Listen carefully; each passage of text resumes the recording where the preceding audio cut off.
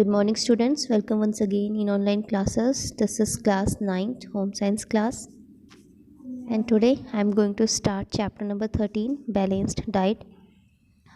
And in this chapter we will discuss different things about your diet, balanced diet, nutrition, etc. Okay, so let's start the chapter. For a balanced diet, it is not enough that all the essential components of food are present in a normal diet. हम ये नहीं कह सकते कि हम जो daily में खाना खा रहे हैं उसमें सारी ही एसेंशियल कंपोनेंट जो भी हैं सब हों. It is not necessary.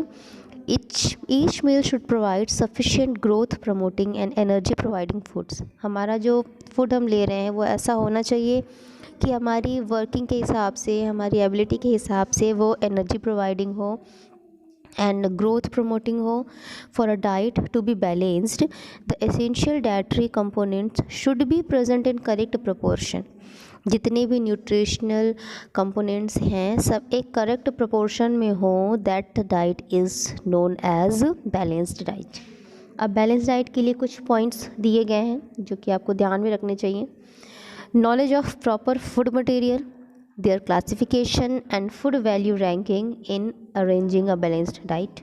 Knowledge of the samples of balanced diet that may vary with respect to the stage of growth and activity. कि ये ज़रूरी नहीं है कि हर एज के लिए या फिर हर किसी के लिए same diet is balanced diet. It is not necessary. जैसे अब कोई बहुत ज़्यादा वर्क कर रहा है तो उसकी डाइट डिफरेंट होती है, छोटे बच्चों की डाइट अलग होती है. तो सबके लिए बैलेंस्ड डाइट का जो मीटर है that is different. Knowledge of requisite amount of nutritional element accepted as standard. Knowledge of nutritional constituent of food present in our common diets. कि हम जो नॉर्मल डाइट ले रहे हैं उसमें न्यूट्रिशनल वैल्यू उसकी कितनी है ये चीज़ें भी हमें पता होनी चाहिए.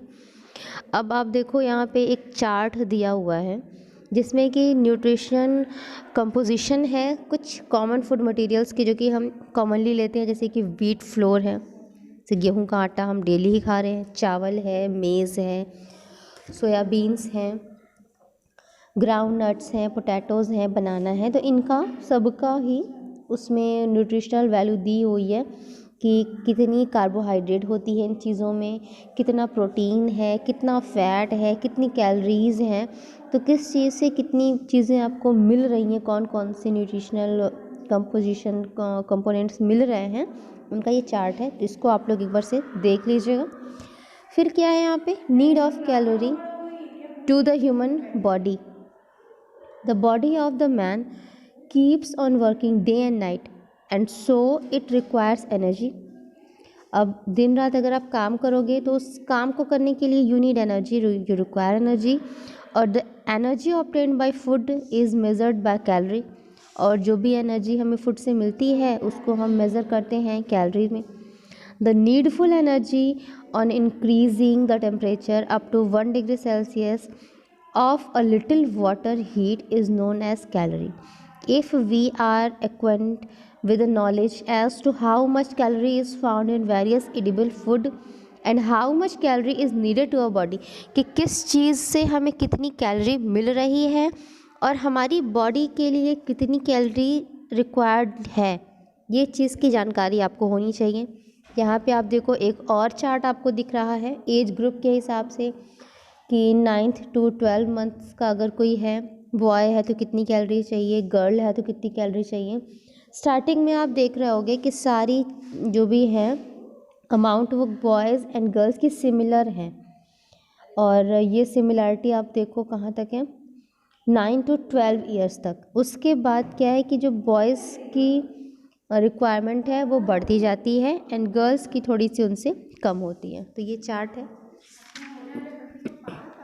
Now determining factors of balanced diet, कि आप बैलेंस्ड डाइट किसको कितनी ज़रूरत है वो किस तरीके से आप जान सकते हो.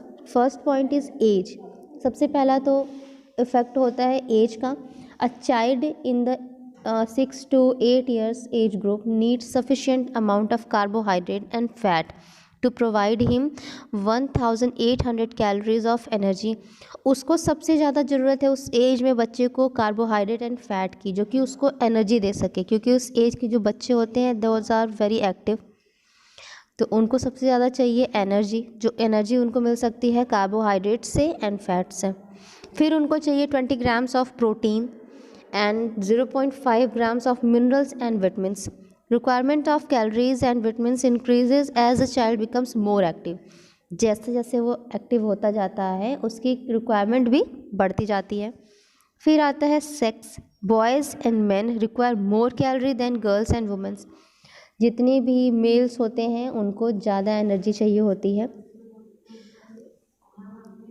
Between the ages of 13 to 16, a girl needs 2,200 calories per day, whereas a boy could require 2,500 calories per day. जब भी आप देखो कि 13 to 16 ईयर्स के जब बच्चे होते हैं उस टाइम पे बॉयज़ की रिक्वायरमेंट क्या हो रही है, अब धीरे धीरे बढ़ती जा रही है। और जैसे जैसे एज बढ़ती है, वर्किंग कैपेसिटी बढ़ती है, ये रिक्वायरमेंट और भी ज़्यादा बढ़ती जाती है। Third is occupation. Manual laborers needed more carbohydrates than sedentary brain workers। कि जो लोग फिज़िकली वर्क कर रहे हैं उनको ज़्यादा एनर्जी चाहिए, और जो लोग फिज़िकली नहीं बट मेंटली वर्क कर रहे हैं उनको थोड़ा कम एनर्जी चाहिए होता है। Fourth is climate. In warm climates lesser food is needed than in cold climates. जहाँ पे बहुत ज़्यादा गर्मी है वहाँ भी लोग कम खाना खा पाते हैं than in cold climates. Food is mainly utilized as a source of energy. All the food materials do not yield the same amount of energy. और अगर आप ये सोचो कि जो भी आप फूड मटेरियल खा रहे हो सबसे आपको सेम एनर्जी मिल रही है, तो नो, आप अपना पेट भर सकते हो बट आपको एनर्जी कितनी मिल रही है ये आपको जानकारी पूरी होनी चाहिए। Energy is measured in calories, और कैलोरी से हम इसको मेजर करते हैं। A calorie is the amount of heat energy which can increase the temperature of 1 liter of water by 1 degree Celsius. This is the definition of calorie. In a balanced diet, the amount of fat, carbohydrate and protein should be incorporated in a definite proportion. और वो proportion क्या है? For generating 2520 to 3010 calories, the proportion should be as follows. यहाँ पे फिर से एक chart आपको दिख रही है कि जो फूड मटेरियल है और उससे कितनी एनर्जी रिलीज हो रही है, ये चार्ट यहाँ पे है, ये आप एक बार देख लीजिए। फिर आता है आपका nutrition expert have classified food materials into 4 groups. अब यहाँ पे देखिए 4 ग्रुप्स पे उनको डिवाइड किया गया है on the basis of their food value. उनकी कितनी फूड वैल्यू है उसके बेसिस पे फूड मटेरियल्स को 4 ग्रुप में डिवाइड किया गया है। Number 1 is milk and milk products. जितनी भी दूध और दूध से बनी चीज़ें हैं एक्सक्लूडिंग घी, इसमें घी नहीं है, are the special significance because they are rich in calcium and phosphorus. It is important for all age group, और ये सारे ही एज ग्रुप के लिए बहुत ज़रूरी है। Second is starch and other starch containing food are important source of energy. Whole grains are the best source of starch. Number 3 meat, fish, eggs, pulses, seeds are rich sources of proteins. They form the third group, और ये third group है। Number 4 is vegetables and fruits are rich in vitamins, minerals, salts, color, scents and fibers. Colour and scents bring variation to the food. जो भी उनका colour है, जो भी उनकी सेंट्स हैं, ये सारी चीज़ें इनको एक दूसरे से वेरीफाई करती हैं, हमें पहचानने में हेल्प मिलती है कि ये कौन सा फ्रूट है या ये कौन सी वेजिटेबल है, तो हम ये सब देख के ही पहचान पाते हैं सब चीज़ों को। और all of them are rich sources of vitamin, minerals, salts, ये सारी चीज़ें इसमें मिलती हैं। We must consider the following points while deciding on a balance diet. अगर हम बैलेंस डाइट के बारे में सोच रहे हैं तो यहाँ पे कुछ पॉइंट्स दिए हुए हैं जो कि आपको ध्यान में रखना है। Number 1 is at least 1/3 protein should B obtained from animal sources. कि 1/3 प्रोटीन जो भी आप लो वो एनिमल सोर्स से आपको मिले। Sources of vegetable protein should be varied from time to time. और जो भी वेजिटेबल आप अगर खा रहे हो तो उसमें भी थोड़ी सी आप डिफरेंट वेजिटेबल्स खाइए ताकि वो भी थोड़ा सा चेंज होता रहे। Number 3 is about 50% fat should be obtain from animal sources. और जो भी फैट आप लो तो 50% वो हो एनिमल सोर्स से मिला हुआ फैट आपको होना चाहिए। Number 4 is amount of vegetable and fruit should be 4 times than meat और पल्सेस बाय वेट। और आपके जो भी खान पान है आपका, उसमें वेजिटेबल्स और फ्रूट्स ज़्यादा उसमें आप लीजिए। If extra energy is required for hard work it should be supplemented bye sugar और स्टार्च। और अगर एक्स्ट्रा आप हार्ड वर्क कर रहे हो तो आपकी जो भी फूड है उसमें सप्लीमेंट में शुगर और स्टार्च होना चाहिए। Number 6, raw food material like salad, fruit should be included in the diet because they provide minerals and vitamins. Here is once again one more chart, balanced diet for young boys and girls. Dietary allowance for various age groups and conditions, और इसके लिए भी आपको यहाँ पे एक chart है। तो जितने भी चार्ट हैं ये सारे आप अपनी नोटबुक में कंप्लीट करिए। अब हम यहाँ पे कुछ फूड एलिमेंट्स के बारे में देखते हैं। Number 1 is protein. The heavy new born infant doubles its body weight with in 6 months and it increases to 3 times in 1 year. Hence, the infants require the adequate amount of protein to meet their growth challenge. 1 साल का जब बच्चा होता है उस time पे उनकी body में बहुत ही तेज़ी से चेंजेस होते हैं। लाइक उनका वेट बहुत तेज़ी से बढ़ता है, उनकी हाइट बढ़ती है, उनका एक्टिविटी बहुत जल्दी जल्दी चेंज होती है। उस टाइम पे उनकी बॉडी को सबसे ज़्यादा ज़रूरत होती है प्रोटीन की। The breast feeding infants receive about 1.5 to 2 gram of protein per kilogram body weight per day. It is slightly less than cow's milk, और ये गाय के दूध से थोड़ा सा कम है but it is necessary. Number 2, fat. It is required for developing the infant's body for chemical processing of fat-soluble vitamins. The infant gets them in form of leonis from mothers और cow milk. जो बच्चे माँ का दूध या दूध वगैरह ज़्यादा ही लेते हैं तो उस चीज़ से ये कमी इनकी पूरी होती है। फिर है carbohydrate. Milk contains carbohydrate in the form of lactose. It helps in the absorption of calcium and phosphorus present in milk. जो भी मिल्क में है कैल्शियम है, फॉस्फोरस है, अगर आपकी बॉडी में कार्बोहाइड्रेट की कमी है तो आप उस चीज़ को अपनी बॉडी में absorb नहीं कर सकते हो। It also maintains the smooth physiological process of digestion in the small intestine. To enrich the milk given to the infant, fructose, honey and sucrose can be added to the milk. तो ये सारी चीज़ें भी आप milk में add कर सकते हो। The other important nutritional requirements of normal infants may be met by the use of simple mixture of whole boiled milk or partially skimmed or toned buffalo milk, sugar and water together with food supplement containing vitamin D and vitamin C. तो दूध के साथ ही mix करके छोटे बच्चों का भी सारी चीज़ें दे सकते हो जिससे कि उनकी जो भी ज़रूरत है वो पूरी हो सके। ठीक, तो ये था आपका छोटे जो इन्फेंट्स हैं 1 साल से कम एज के बच्चों के लिए ये ग्रुप था। अब dietary allowed for school going children, जो भी स्कूल जाने वाले बच्चे हैं उनकी कितनी ज़रूरत है। Again there is a chart, तो ये चार्ट भी आपको स्टडी करनी है खुद से ही। और इनको क्या क्या चाहिए, सबसे पहले इन्हें चाहिए calories. The mean calorie requirement for children from 5 to 18 years ranges from 1500 to 300 calories. बहुत ज़्यादा कैलोरी चाहिए क्योंकि ये बच्चे बहुत ज़्यादा ही फिजिकली एंड मेंटली एक्टिव रहते हैं। Calcium is required, iron is required, vitamin A is required, thiamine, riboflavin, vitamin C. तो ये सारी चीज़ें हैं जो कि रिक्वायर्ड होती हैं स्कूल गोइंग चिल्ड्रंस के लिए। Dietary allowance for pregnant mother, अगर कोई प्रेग्नेंट मदर है उसको क्या हो चाहिए, सबसे पहले उन्हें चाहिए calories. The total calorie cost of supplying and maintaining the new tissue is approximately 18,000 calorie per pregnancy, of which more than 40,000 kilo calorie is accounted for by fat storage. तो उनको कैलोरीज बहुत चाहिए। फिर उनको चाहिए प्रोटीन, देन उनको चाहिए calcium, proteins और कैल्शियम चाहिए, आयरन चाहिए, vitamin A, thiamine, riboflavin and folic acid, ये चाहिए एक प्रेग्नेंट मदर को। और उसके बाद है आपका dietary allowance for lactating mothers, कि अगर जो प्रेगनेंसी के बाद बच्चे हो गए हैं उसके बाद अगर वो फीड करा रही है बच्चे को, उन्हें क्या क्या चीज़ें चाहिए, तो उनको भी अगेन कैलोरी बहुत ज़्यादा चाहिए होती है। क्यों? क्योंकि जो बच्चा फीड कर रहा है उससे उनकी काफ़ी एनर्जी चली जाती है। प्रोटीन्स चाहिए during lactation, the mother requires additional protein allowance which varies between 15 to 20 gram. Calcium उनको चाहिए, आयरन चाहिए, विटामिन ए चाहिए और कैरोटीन चाहिए। तो ये हो गया एक लैक्टेटिंग मदर के लिए।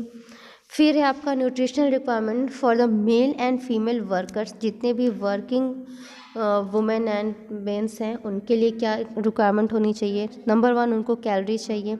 Muscular work acquires more energy, it is required in different amount of different activities. It is also influenced by the climatic conditions, climatic condition भी उसको इफेक्ट करती है। उनको प्रोटीन चाहिए, विटामिन ए चाहिए, vitamin B1 it means thiamine चाहिए and riboflavin चाहिए।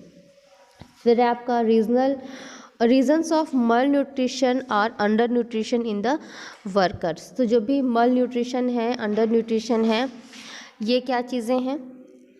एक तो होता है पुअर इनकम, एक होता है पुअर फूड हैबिट्स। या तो आपकी इनकम नहीं है कि आप कायदे का न्यूट्रिशन ले सको, या तो फिर आपकी हैबिट अच्छी नहीं है जिससे कि आप ढंग का खा पी सको। 2 चीज़ें होती हैं। कुछ लोग एफर्ट नहीं कर पाते और कुछ लोग इग्नोर कर देते हैं इन सब चीज़ों को कि न्यूट्रिशनल वैल्यू है कि नहीं, फूड मटेरियल ढंग का है कि नहीं। तो ये 2 चीज़ें हैं जो कि मल न्यूट्रिशन के लिए रीज़नेबल है। फिर है आपका बैलेंस्ड डाइट। क्या है balanced diet? Balanced diet for the male workers and balanced diet for the female workers. तो मेल वर्कर्स के लिए it has been analysed in relation to the amount of energy utilised on the work और in brief the nature of work. अगर जैसा भी उनका work है उस हिसाब से उनको एनर्जी चाहिए होती है।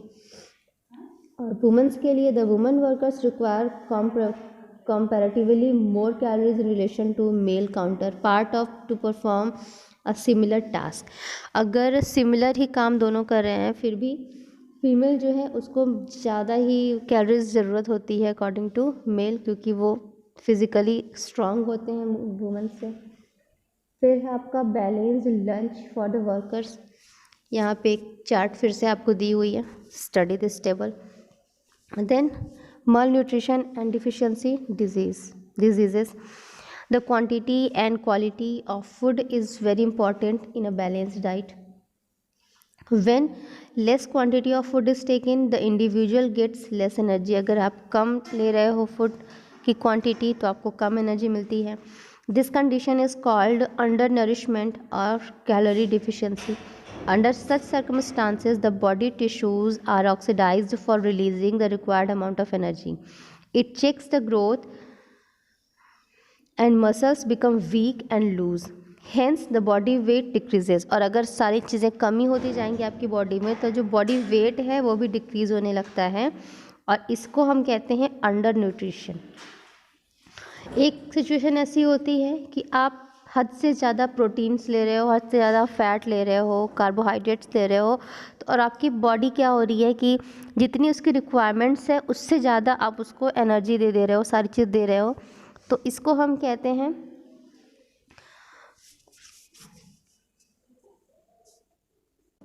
तो that condition is called over nutrition. तो ये 2 टाइप्स के न्यूट्रिशन है। रीजंस क्या है मल न्यूट्रिशन के? Number 1 difficulties in managing the balance diet for large population.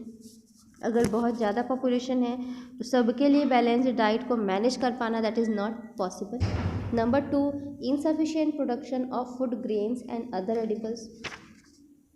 Number 3 poverty, illiteracy and polluted environment leads to unhealthy life. अगर आप सब कुछ अच्छे से कर रहे हो बट आपका अगर इन्वायरमेंट सही नहीं है तो भी आपकी जो डाइट है वो हेल्दी नहीं हो सकती है। Number 4 ignorance and nutritional prejudice among the people. Since majority of the people are not aware about balanced diet and proper methods of cooking, nutritional elements of food are destroyed.